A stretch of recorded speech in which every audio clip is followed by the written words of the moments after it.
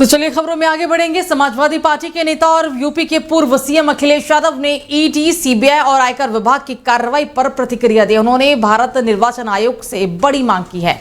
Social media site x पर अखिलेश ने Bharatiya Janata party पर भी गंभीर आरोप लगाए। सोशल मीडिया साइट एक्स पर अखिलेश यादव ने लिखा, E = ईडी, C = सीबीआई और I = IT।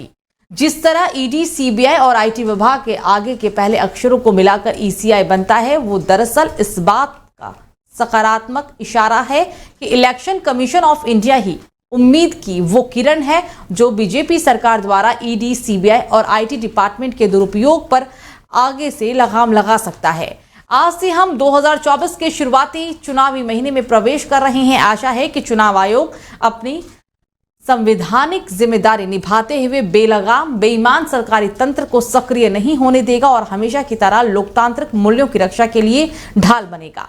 जब लोकतंत्र बचेगा तभी चुनाव आयोग की गरिमा और प्रतिष्ठा भी बची बनी रहेगी। तो लोकसभा चुनाव को लेकर सभी पार्टियां एक्टिव मोड में आ गई है। मध्य प्रदेश के पूर्व सीएम और बीजेपी के वरिष्ठ नेता शिवराज सिंह चौहान ने विदिशा में एक जनसभा को संबोधित करते हुए कहा और उन पर जमकर निशाना भी साधा है। उन्होंने कहा कि कांग्रेस रामलला की प्राण प्रतिष्ठा समारोह में भाग लेने से इनकार करने के बाद विपक्षी दल के कई मित्रों ने मुझे बताया कि उन्हें लोगों को जवाब देना मुश्किल हो रहा है। ऐसे गलत फैसले देश को सही दिशा नहीं दे सकते। कांग्रेस ने राम मंदिर प्रतिष्ठा समारोह में शामिल न होकर लोगों की भावनाओं का अनादर किया। कोर्ट के आदेश के बाद अयोध्या में मंदिर बना है। कांग्रेस को भी शपथ ग्रहण समारोह के लिए आमंत्रित किया गया था, लेकिन वो नहीं हाजिर हुए थे। तो पश्चिम बंगाल के जलपाईगुड़ी जिले में भयानक तूफान आ गया, जिसके बाद इलाके में भारी तबाही देखने को मिली है। जिले के ज्यादातर हिस्सों में ओले पड़ने के साथ तेज हवाएं चलने से कई झोपड़ियां और घर क्षतिग्रस्त हो गए।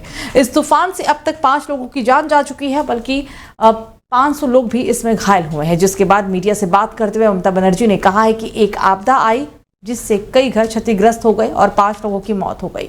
2 की हालत गंभीर है।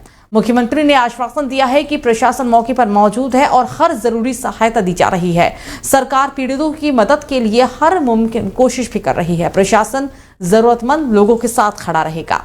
जो नुकसान हुआ है उससे हम वाकिफ हैं और सबसे बड़ी क्षति जो हुई है वो जान माल की हानि है।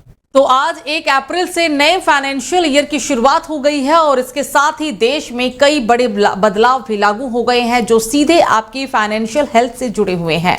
इनमें एलपीजी सिलेंडर के दाम से लेकर क्रेडिट कार्ड और एनपीएस समेत कई नियम होंगे। हर महीने की पहली तारीख को ऑयल मार्केटिंग कंपनियां एलपीजी की कीमतों में संशोधन करती है और इस महीने के पहले दिन भी कंपनियों ने सिलेंडर की कीमतों में बदलाव किया है। हालांकि ये चेंज घरेलू एलपीजी सिलेंडर पर नहीं बल्कि 19 किलोग्राम वाले कमर्शियल गैस सिलेंडर की कीमतों पर किया गया है। दिल्ली में कमर्शियल गैस सिलेंडर की कीमत 30 रुपए कम होकर अब 1764 हो गई है। दूसरे बदलाव के तहत 1 अप्रैल से कर्मचारी भविष्य निधि संगठन यानी कि ईपीएफओ की तरफ से 1 अप्रैल से नया नियम लागू किए जाने के बारे में बताया गया था, जो आज से लागू भी हो गया है। तीसरे बदलाव के तहत पेंशन फंड नियामक और विकास प्राधिकरण यानी कि पीएफआरडीए ने नेशनल पेंशन सिस्टम एनपीएस को और सिक्योर बनाने के लिए आधार बेस्ड 2 स्टेप ऑथेंटिफिकेशन सिस्टम पेश किया है। चौथा बदलाव है कि अगर आप 31 मार्च 2024 तक फास्टैग केवाईसी को अपडेट नहीं करवाते हैं तो 1 अप्रैल से फास्टैग यूज करने में समस्याओं का सामना करना पड़ सकता है। आपको बता दें कि एनएचएआई ने फास्टैग केवाईसी को अनिवार्य कर दिया है। 5वां बदलाव बीमा पॉलिसी डिजिटलाइजेशन यानी कि insurance regulatory and development authority of India यानी IRDAI ने इंश्योरेंस पॉलिसी के लिए डिजिटलाइजेशन को अनिवार्य कर दिया है, जो 1 अप्रैल से यानी आज से लागू हो जाएगा। और छठा और आखिरी बदलाव है एसबीआई क्रेडिट कार्ड में, जो कि अब एसबीआई क्रेडिट कार्ड ने पहले ही घोषणा कर दी थी कि 1 अप्रैल से कुछ क्रेडिट कार्ड के लिए किराया भुगतान लेनदेन पर रिवॉर्ड पॉइंट का कलेक्शन बंद कर दिया गया है।